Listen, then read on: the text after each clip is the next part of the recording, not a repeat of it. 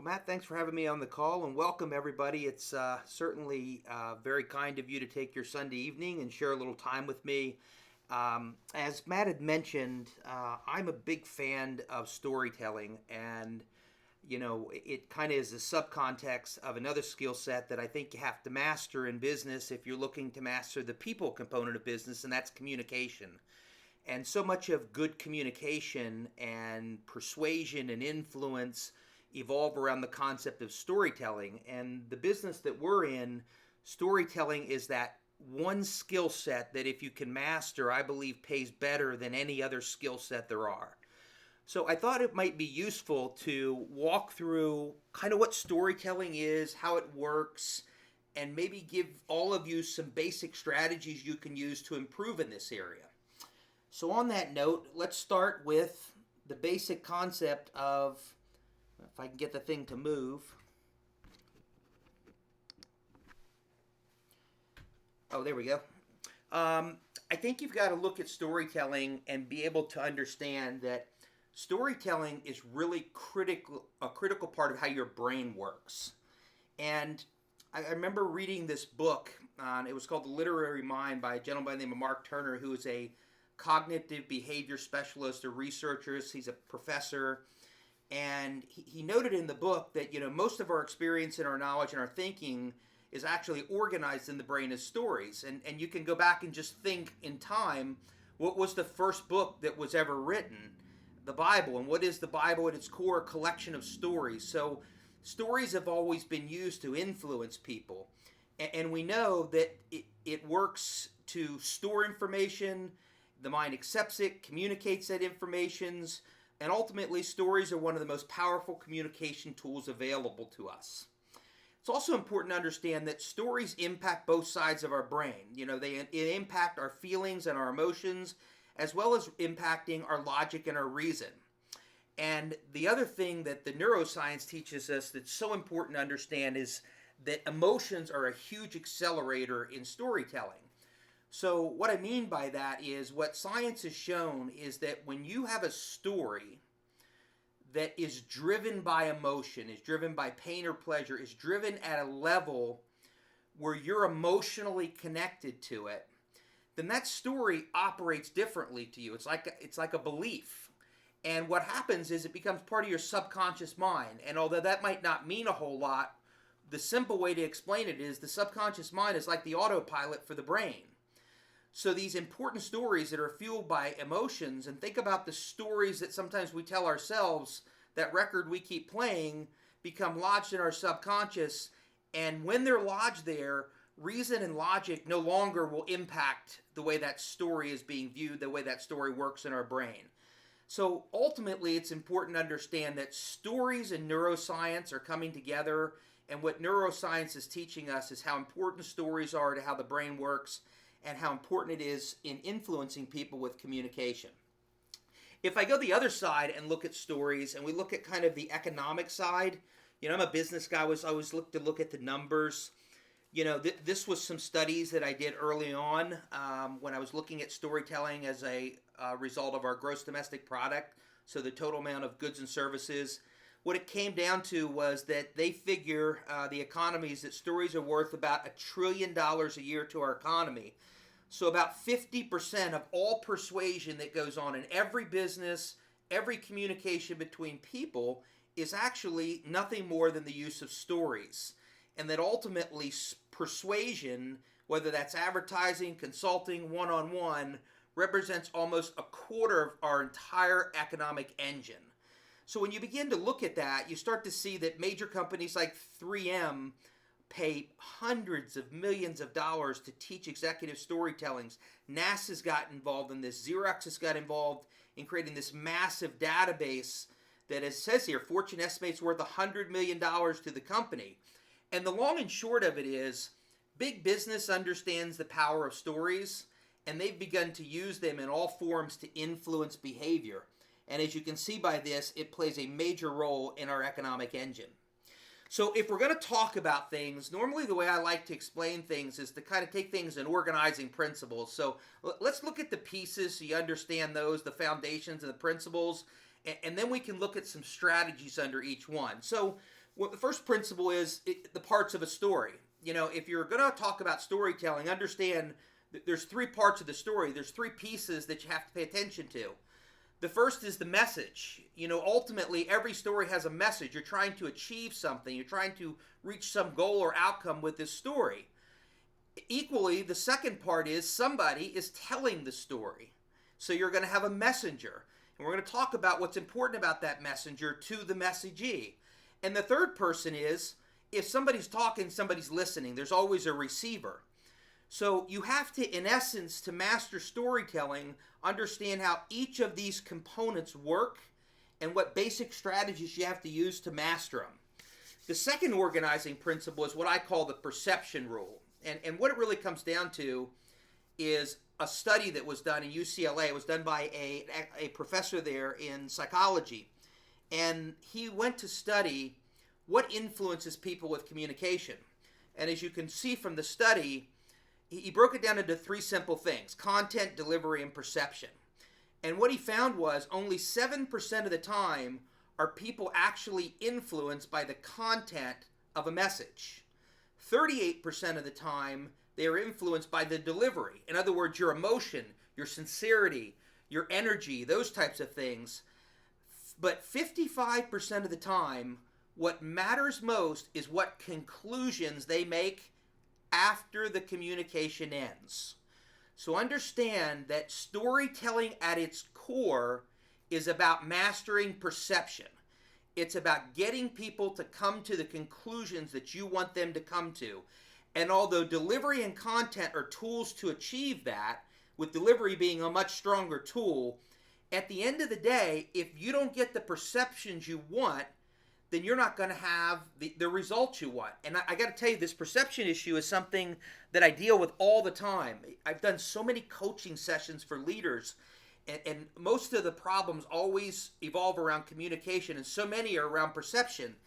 And what happens is there's a communication pattern that's bad, or they're not delivering things the right way, or maybe the content of what they're saying has been misinterpreted. But the end result is there's another party that's upset over the perception of what's going on. That perception continues, it becomes a pattern, and then I get involved fixing a problem. So what I always tell leaders is, if you want to be a great leader, I'll tell you how to do it. Master perception. Make sure that everybody on your team has the conclusions that you want them to have about you, that you have their best interest at heart, that you can do the job, that you're a leader for this company, that you're a long-term player with part of the NSA family. These types of perceptions matter, and understand that at the end of the day, you have to be able to master the perception rule and understand that. The next slide, if I can get it to move, here we go, is you have to understand the process of a story. So everything has a process, and the easier you understand it, the more you can master the steps. So here's what I use as my process for storytelling. I'm pretty consistent with it, and I'll explain each part to you. The first is an outcome. Every time I tell somebody a story, it is being done for a reason. An outcome, a goal. I'm trying to get a sale. I'm trying to influence somebody to do something. I'm trying to educate somebody. I'm trying to solve a problem, whatever that might be. It's important at the beginning of the process to basically outline whatever your goal or outcome is of the story. You'd be amazed how many people that I've heard tell stories that struggle with this, and I'll sit down with them in coaching and I'll say, well, what's the point of your story? What are you trying to do? And I get a question like, well, I don't understand. What do you mean? I said, well, what's the goal of your story? And it's a question they've never even thought about. You got to get clear on where you want to go before you start going there. You've got to define the outcomes of what your story is. In this business, the common outcomes are to get a customer, to get a distributor engaged in the culture, to get a distributor growing in the culture, to get a customer to be on the product for a longer period of times, to have longevity, or a customer for life. These are common outcomes. And we'll talk about stories used and how we get those. The second is that a story is going to have an interaction because there's two or more people involved. So I have to master the interaction by mastering connection. And this is such an important thing to understand. If connection fails, which is the first part of all communication, communication fails. So one of the things that you have to do is you have to be able, in the initial part of communication, to get somebody to trust you, to believe you care, to be able to come to the conclusion that you can help them. We'll talk more about these questions, but I will tell you this: if you don't master connection, you will not master communication, because people will just shut off to the process. One of the things we learn in when we speak, like I do a fair amount of speaking on stage, and if you've ever heard me speak on stage, one of the first things that I do is I walk out on the stage and I sit down on a stool. Now, for some people, that might seem really odd. Matter of fact, I don't know anybody else that does it. But one of the biggest reasons I do it, well, one is it's just comfortable for me. But a bigger reason is that think about how you connect to an audience by sitting on a stool talking to them versus standing behind a podium talking at them. So sometimes just that initial connection where somebody goes, you know what? That's a good guy. This is somebody I would listen to. He's one of us. He's the everyman. These are the kind of connections that allow you to really impact big groups, where you could get up there, and if you initially have a bad connection, everything ends. And I've seen this. When I was in London, it was amazing. There were speakers coming up, and there were two in particular at the London conference that really struggled connecting with the crowd. And once they couldn't connect, their whole lecture just kind of fell apart and became a struggle, where other people connected really easily. For me, it was simple. And I'm going to just share the experience since we're talking about stories. When I was there at the conference, it was my birthday. And the only thing I told Jeff was don't tell anybody. Which, if you know Jeff, telling him not to tell anybody is a really bad strategy.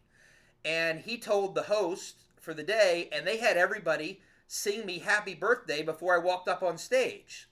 So you can imagine when you walk out on stage and everybody just sung you happy birthday, how much you already are connected with the crowd. But my point is you have to master connection. Now, the purpose of any story is to create curiosity. Now, write that down. The purpose of any story is to create curiosity. More often than not, to achieve an outcome, a story is not about one story, but a series of stories to get your outcome, a series of exposures. So what creates that process moving forward is curiosity. And this was a study that was done out of neuroscience. It said the brain seeks curiosity to move forward, to look for information. So what I always tell people is, look, if you're telling people a story and the end result is they don't want to hear more or do something after it, then you're not mastering curiosity. And you got to go back and say, what can I say to somebody that just would get them interested to getting more? Like for instance, imagine if I was on a weight loss company and I were to go to a potential customer and say, my God, my life has turned around. I can't believe it. I got on this new program. In the last 30 days, I lost 25 pounds. Well, if that person wants to lose weight, that might be just enough curiosity to say, well, how did you do that? And then now the process moves forward. But you have to master curiosity. And then ultimately what we're looking to get to, whether it's through an event or a process, is the fulfillment of the original outcome. So now that we've got some basic understanding of what I call the organizing principles, let's talk about how to use these things. And I'll call these integration strategies, and let's start with the messenger. And the first is that you have to identify credibility rules. So what is credibility? Credibility is people's rules on who they're going to have to listen. They're people's rules on who they're going to listen to. And everybody has them. So it's very important to understand ultimately who somebody's going to listen to. Why do you think NSA puts the doctors on the tapes? Do you think that there aren't personal trainers or just general distributors that couldn't do as great a job? Absolutely they could. The simple fact is the studies show that the number one voice that the consumer trusts when it comes to nutrition is a medical doctor. So, of course, the company understands that, and because of that, understanding that most people see physicians as experts, even when they're not sometimes, that's their credibility rules. And you have to identify what those are. Sometimes, like I have a lot of people that will call me and want me to do 3-ways or talk to their group about, their perceptions about network marketing or about the NSA business opportunity. And the reason they use me is because I've been successful in business for a long time. And because of that, their people look at me and say, this is somebody I would listen to. Where maybe the person that's talking with them hasn't had their success yet. Maybe they're new into the whole business world and being an entrepreneur. So it's important to identify these credibility rules because you need to make sure you get the right messenger to the receiver in order for the message to be received. Now, there are 3 questions that I always pay attention to. I call them the messenger questions. And I will tell you that if you can get the answer yes to all 3 of these questions all the time, you will be the perfect messenger for anybody. And the first question is, do you care about me? The second is, can I trust you? And the third is, can you help me? Now, you notice I got the words character and value behind those 3 questions. So let me explain why I did that. Character to me is nothing more than a measurement of selfishness. So when I talk about caring and trusting, what I'm talking about is somebody coming to the conclusion that I have their best interest at heart, that I'm ultimately looking to serve them to get something in return, but not looking to take. And it's important that character becomes part of storytelling because character defines you, and you're going to be a part of a process in a business with people. This is a relationship business. That means you're going to be in the process. Value is your ability to do the job. So when I say, can you help me? What that means is that ultimately you can help me lose weight. You can help me build a business. You can help me earn my 5-1 or 10-1-10 bonus, whatever it might be, that you have the ability to do the job. And then finally, when I go down to the messenger, I go back to these connectors. And remember that there are 4 major connectors: visual, intellectual, emotional, or verbal. So sometimes, and I'm going to use Jeff as an example, I've seen people come up to Jeff and ask him, what in the world do you do, simply because he's driving it around in a baby blue Lamborghini. And the visual impact of some younger guy driving around in a car like that to people speaks about their success and their unique success. So a visual aspect creates something. If you look at somebody like, I'm going to pick like Alan Fisher. I don't know if you guys know Alan Fisher. He's an NMD, maybe a 29-time world arm wrestling champion. You look at Alan, and he's like a picture of health. He's like the example of what you'd want to be for somebody his age. And you just look at him, and he's credible, and you connect with him because of that. Of course, the intellectual part is pretty important. If for left-brain people that deal with logic and reason, intellect is an important part of way to connect. There are people that have credibility rules that say, unless you have a PhD, I'm not even going to listen to you, because they believe degrees equal credibility, and that's what they tie back to connection with this intellectual component. Emotional, we've already talked about. And verbal is what you say and the energy you use to say it. So remember that all these are tools for connection. And sometimes the smallest little thing can disconnect. So you have to pay attention to what these are and how they're impacting the process of storytelling. Now, when I'm looking at the message itself, first rule, say less to more. And I put something there called SILOA. What that means is safety in number, law of averages. One of the biggest mistakes I see in storytelling is the failure for people to realize the most compromised asset to most people is time. So not realizing that, their stories become some version of War and Peace. And after you've listened to it for about 40 minutes, you begin to realize that you're just disconnecting from the story simply because it's too long and too much information. And one of the things that you want to master along with this curiosity process is how to create it by saying less to get more. Saying less to more people. And shortening the stories just short enough to get that curiosity to move that process forward. The second point with the message is avoid data dumping. You don't want to be one of these people that goes and dumps 23 studies on everybody, explains every one of them. I'll give you a good example of this as it relates to me. I build a product for all of you guys called Capitalizing on the Wellness Market. And when I built that product, I had a very clear purpose on what I was doing, and I had collected a massive amount of information. Now, I didn't want to dump all that information on you. I could have stood on that stage and taken a day and showed you slides and graphs and presentations and quotes and just the whole gamut of data to show that the prevention is the way, it's the future, and why this business and why this product is going to be in a major uptrend for years. What I had to do instead was use data to tell the story and use it in small pieces. So I probably used 1/10 of the data I collected because what was important was to create a story that all of you could tell and to use data to support it. And that's what I ultimately try to tell people. Data is a tool. It is not a story. So if you're going to use the tool, understand to wrap it within the context of a story. It's amazing to me, one of the tools that I threw in there was this concept called the S-curve.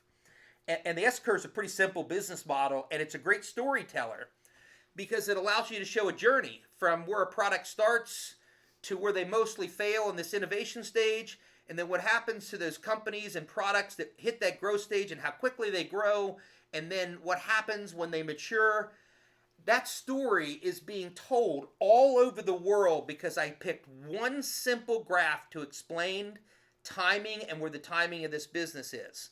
That's what I mean by effectively using a tool. Then ultimately the third point with the message is understand that not everybody thinks the same thing. There are right brain people and left brain people. My guess if I polled everybody on the call, it would be easier to figure out which one I am. I am absolutely as left brain as they get. As my wife says, I have two left brains. So I'm not sure if that's a good thing or a bad thing, but I'm definitely driven by logic and reason. So equally, there are people that are very different than me. There are people that are driven much more by feelings and emotions. Matter of fact, I will tell you in your business model, I think you affect more people with feelings and emotions than you do with logic and reason. You got to remember that this business is 80 to 90% women, and women tend to be much stronger right brain than men. And it's important to realize that. Equally, if you're talking to somebody that's left brain and you start hugging on them and start throwing all this mushy, gushy kind of material in there in the message, instant disconnect because you're not talking to them in the way that their brain operates. But it's important to understand this in the message. When you go to the receiver and the integration strategies here, the first thing I will tell you is you have to become a good listener before you become a good talker. And you want to be able to listen so that you can get openings on how to influence people, openings on how to understand what their expectations are and how they measure those and what their needs are and what their beliefs are. So the more you listen, the more you have the ability to influence and actually help somebody. I think part of the problem is a lot of times there's way too much talking and not enough listening. So what I always encourage people with storytelling is to create a dialogue, create a conversation, not a monologue. You don't want to just always be talking at people. You want to get connection first. I got to tell you a little story about Jeff because it kind of reminds me of this about connecting to win. He has this guy that he met, I believe in Bali, but it might have been Fiji, but it was one of those resorts. And he didn't know this guy. The guy was from Sweden. His name's Magnus. And he shows up at a bar, and Jeff's having a tequila, and he orders one, and Magnus says, make it two, because he had just been on a long flight. And Magnus and Jeff kind of hit it off. And they became friends, and Jeff kept in touch with him. And for 6 months, all Jeff did was connect and build a friendship with this guy. And then it so happened that they were at a Tony Robbins event, and Tony's wife had some of the chewies, some of the chewables, gave them to Magnus. He ate the entire bag, and he asked Tony Robbins' wife, her name's Sage, where'd you get these from? And she says, oh, that's what Jeff Roberti sells. Lo and behold, Magnus is now the fastest growing distributor and organization in all in Sweden. And this was the guy that owned 40-some restaurants, a multimillionaire. But Jeff got connection before he sold the business, and then the business kind of became a secondary part. Which brings me down to an important second concept, timing. Timing works in the day and also in a cycle. So a lot of times you can imagine if you want to tell a story and you're calling a mom and you're calling her at dinner time and she's got 4 kids, 2 in her arms, one running around tearing things up, the dog barking, the husband complaining because the food isn't out. Probably not the best time to begin to talk about Juice Plus or the virtual franchise because the timing is wrong. So you always have to pay attention to what the timing is. You also have to pay attention to where people are at in life and their timing. And probably the best example I can give you of this is Lauren Slocum. You know, Lauren was the fastest growing Juice Plus NMD in the U.S. I think she made it in 19 or 20 months. And Jeff worked on getting Lauren into the NSA business for 18 years. So he's his follow-up is not a problem, as you can probably tell. The problem was for 18 years, as close as they were and as close as their relationship was, the timing was never right for her. And then it just so happened something changed in her life and the timing became right, and she went to a conference, was blown away. Of course, she brought a bunch of people with her, and the next thing you know, she's the fastest growing NMD in the history of the Juice Plus business. All that occurred because the timing of her life was important. Now, right now, there's a lot of distributor growth in the NSA business. Now, why do you think that is? The simple reason is it's because of the economy. There are a whole bunch of people out there that are looking to make extra money and looking to take ownership of their financial life. And all demographic areas. One of the things that was so different this year is the 50 and over crowd has never really been a big part of the direct selling industry. But last year it was almost a 30% growth in that area. So we're finding a lot of senior citizens, a lot of people that kind of had anticipated on retiring simply can't or don't want to, and they're finding a home in direct selling. We're finding a lot of the Gen Y, a lot of the kids that are coming out of school and can't get employment. You know, in the U.S. it ranges about 20%. If you go in Spain, it's as high as 45%. So, of course, what are these kids doing? They're out creating their own businesses. So we're finding the timing of these cycles are playing an important part in the recruitment process. And you have to pay attention to that when you're out there talking to people. We've already talked about mastering or creating curiosity and how to go about doing that. And I just want to repeat it one more time. If you tell a story and the process doesn't move forward, then you need to go back and revisit where the story fell apart. Was it the wrong messenger? Was it the wrong message? Or did I get the receiver at the wrong time? Was there a problem with the receiver? Because if I don't move the process forward, then I'm not mastering enough curiosity to move it in the direction of getting the result I want. And then ultimately what you want to measure is perception, because perception is going to lead to results. So, 2 more things that I want to share with you on integration strategies before I wrap up. One is probably one of the biggest mistakes I see in the NSA business, and that is collecting stories. If you think about it, stories are powerful, and think about how many exists in the NSA family and the distributor base. And what I always tell people is a lot of times it's not your story that does the job, but somebody else's. You know, when I mentioned Lauren, one of the things that got Lauren was she had a close friend who had a daughter who had lupus, and one of the NMDs had talked about how she had lupus and she had cured herself and had changed her life. And it was that story that really got her involved with NSA. Now, of course, what do you want to do? Collect as many stories as you can so that when you see a need, when you see somebody with a desire, when you see somebody with something they're looking for, some want that they don't have or some need that they want more of, you have a story that you can share that says this could be the answer for you. We have something that could help. And anytime you go somewhere, you should collect stories.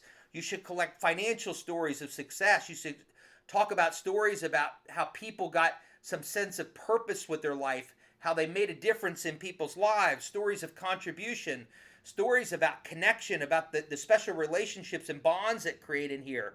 You know, maybe it's stories about the stability of the company, but all these stories become like tools in your belt. So make sure that you collect them and use them because they're very effective. I find most of the time I use other people's stories a lot more than my own. So that's how much I read and pay attention to stories. Now, in this business, you got to master 4 key stories. Of course, some of them NSA teaches you, your story. You got to be able to tell your story well. The product story. You've got to be able to tell the product story where people will ultimately want to get on the product and not only get on the product, but stay on the product. You've got to be able to tell the opportunity story. You got to get people interested in being a virtual franchisee, engaging in the business, and becoming a leader in this organization. And I will tell you, in my opinion, the one that is struggling the most out of those 3 is the opportunity story. There are a lot of people out there right now that don't know how to tell an opportunity story. And this is an important time to be able to do that, to learn how to share the business with somebody and invite them to be part of your team. And finally, the one that's never really talked about, and in my opinion might be the most important of all, is the engagement story. Now, what I mean by an engagement story is once somebody becomes a customer or a distributor, the longevity of the relationship will all be a function of how engaged they are in this business culture. So if I take a distributor that every day is working the business, that shows up at events, that gets on calls, I know that that distributor is going to stay connected. They're going to keep working the business. They're going to grow over the time, and they're going to be successful. And sometimes what happens is discipline becomes compromised. Things happen in life, and all of a sudden, they're not necessarily working every day, or maybe their beliefs slipped a little bit, or maybe they're just tired and they need a break. And what I say with engagement stories are these are the stories you have to tell people to keep them engaged and growing in the culture. So when that person has that, I've just lost a little belief in this business, you have a story to say, I know somebody else that had that, and here's what they did, and oh my God, you can't imagine, here's what the result was. Because these engagement stories are powerful, and ultimately, engagement is probably the key part of building a distributor base. If you can't engage people in the culture, you're not going to grow a team. So you have to use stories to do that. So in closing, I will tell you this. Mastering storytelling, in my opinion, is one of the highest paying communication skill sets. It is something you want to pay attention to. It is something you want to master. It is something you want to learn.